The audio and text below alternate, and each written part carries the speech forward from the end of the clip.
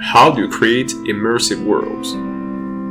There are 6 steps to this. First, define the common traits, then the differences.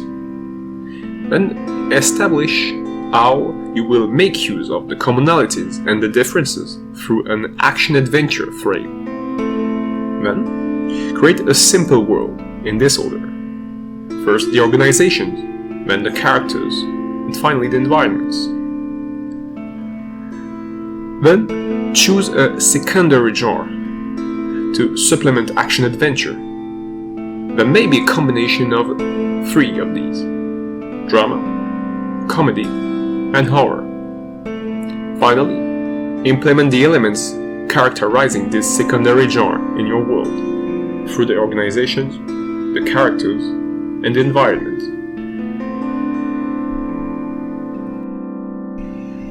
What makes science fiction? What makes fantasy? What are the differences between these 2 frames? How do they overlap? How can we merge them? Every genre and every frame has peculiarities. These peculiarities need to be emphasized to create immersive worlds. How do you articulate them? Fantasy and science fiction share 3 main threads: quest lines, sagas, and mankind. When it comes to quests, all stories needs quests. It can be called events, it can be called chapters, it can be called scenes. And stories, which are often depicted as epic stories, the characters will be in need of quests. Start rather easily in a friendly place. Develop the story by displaying new environments and new characters, and climax with a bursting final. Quests provide a goal. Quests provide novelty to the character. Sagas are the most adapted genre to both fantasy and science fiction, as they operate on a large scale. Fantasies and fictions are also stories of many characters, justifying this large scale. Here, diversity is a crucial element. Note that most stories can almost exclusively human and humanoid creatures. These stories present large casts adapted to the large scale, not necessarily complex casts. Most secondary and tertiary characters can be simple. And finally, saga require organizations. These extended worlds revolve around organizations, and these organizations administrate them. Most stories cast almost exclusively humans or humanoid creatures, because most stories are anthropocentric. Humans win. Generally, humans defeat the alien threat or prevent the world's end if there are no identified menace. In most cases, humans need to end the menace. If you're doing horror or drama, it may not end this way.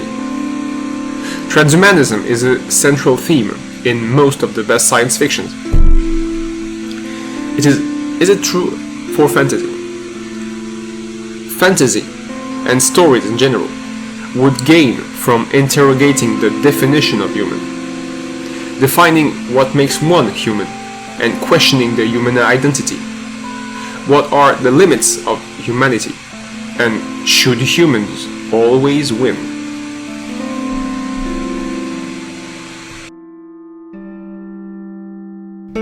How do you emphasize the differences? The essence of science fiction is innovation, while the essence of fantasy is fable. The main difficulty in writing is being innovative, while remaining consistent.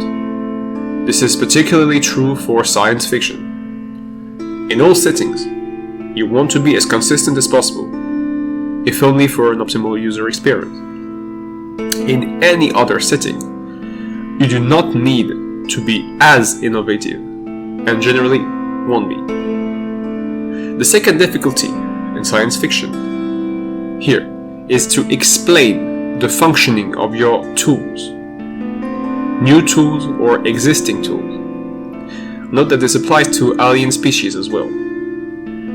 The public will need a frame of reference in order to understand the function and why would inhabitants of your world would desire this object.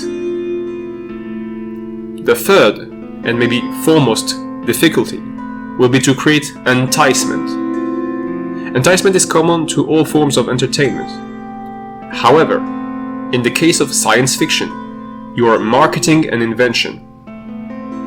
You are intended to deliver a disruptive product. And we already have instant communication, the capacity to travel to most places, and ever-accessible entertainment in our world. Most of the basic human needs have been satisfied. What else can you bring to the table? Humans and humanoid species will always want more convenience. Deliver convenience. When it comes to fables, every fable can be treated as a fantasy. Fantasy is both the deepest and the simplest frame, for it is the frame which makes best use of icons and allegories. Fantasy taps into the collective unconscious. It solicits the collective visual library to create fables, seemingly new fables. When you want to create more differences, or just emphasize those differences while allowing some room for synergies, you'll need to perform some researches. Well, what kind of research? It will be quite difficult to create groundbreaking inventions if you don't have any basics in engineering and design.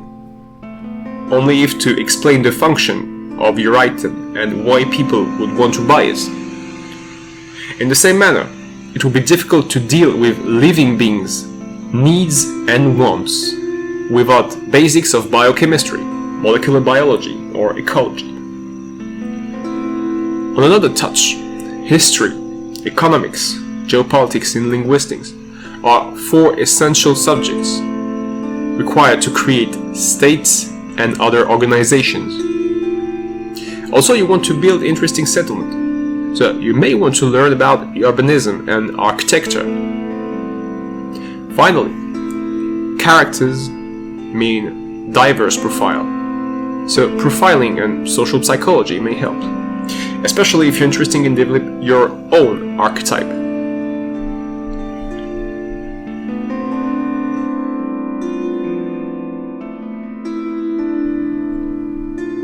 What are the synergies existing between science fiction and fantasy? And how can you convert systems from one frame to the other? Species from fantasy and science fiction are seldomly different. Monsters and aliens don't display much differences, not between each other, but the two concepts are treated in a very similar manner. They are often aggressive, often hideous, or at least inappropriately cartooned. Some of them are often only hybrids or chimeras. This is not an issue in itself, but the appearance is only half of the species. And in the behavior, the creatures, whether they are monsters for fantasy or aliens for science fiction, aren't really different in terms of general behavior.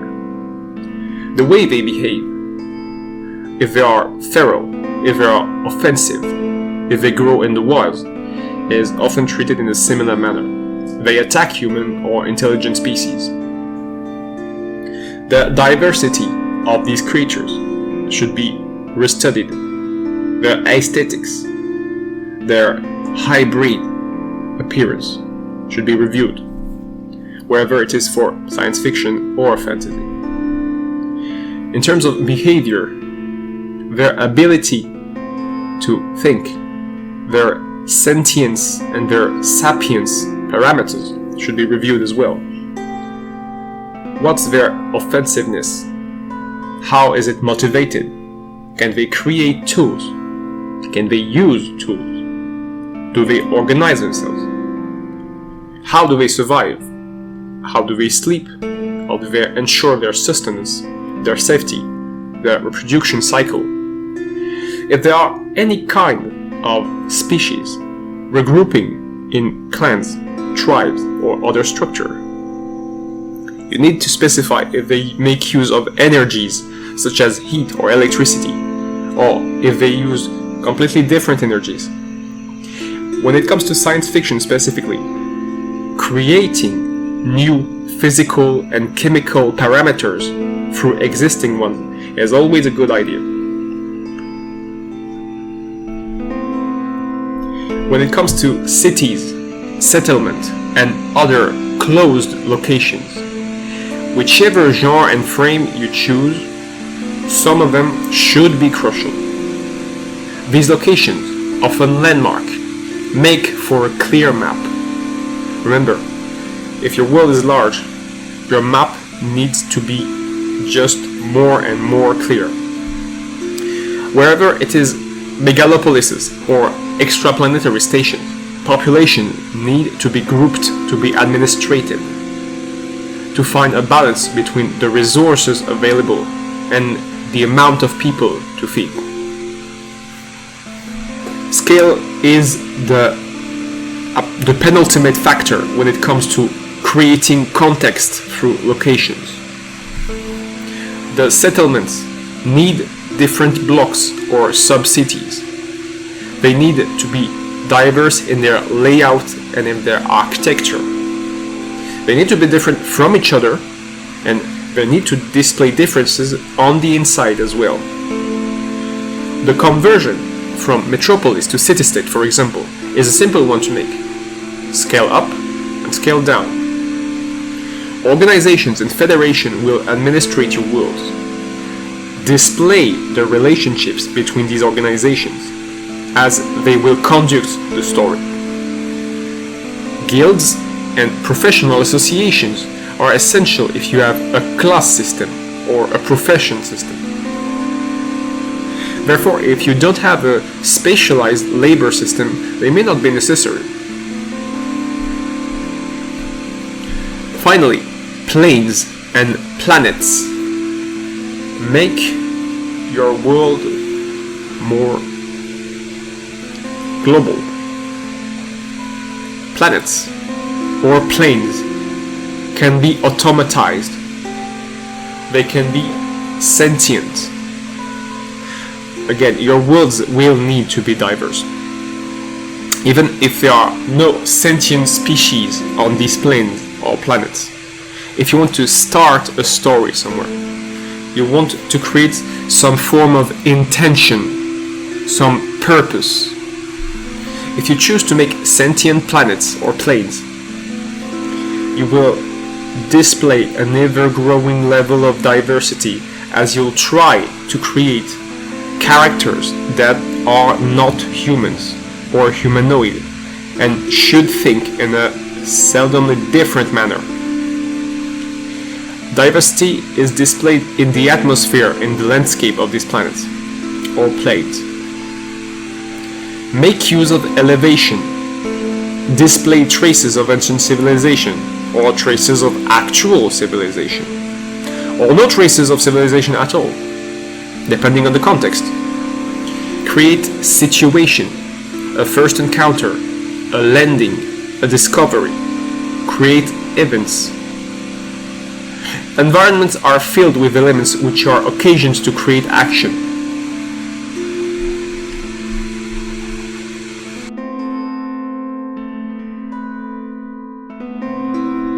How do you turn magic into a technological system? Many magic systems have procedures. wherever they are called rituals or spells. This knowledge is preserved on a support or a database. It's information. As any other type of information, it can be processed, treated, or corrupted. Magic systems have an incompleteness. Science, as it is, will always have unknown domains, which is the main common trait those two themes have. What makes magic is incomprehension, a part of unknown, and the incapability to explain fully the domain of a spell of a school. Science, if you want to consider that magic isn't science, suffers from the same issue. Procedures need to be updated. Innovation comes, and disruption is inevitable.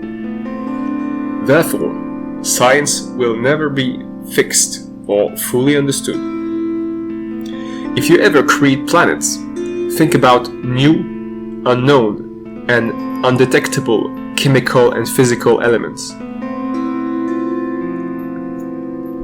Magic systems need to be systematic. In most fiction, they lack consistency, or they're difficult to navigate through, because they are not systems. Systems allow little exception, so limit those exceptions. There may be erratic consequences, as it is the case in most experimental contexts. You perform experiments through the development of any kind of technology. Even these consequences, these seemingly unpredictable consequences, must have a part of predictability, as it is the core of a system to offer the highest possible level of predictability.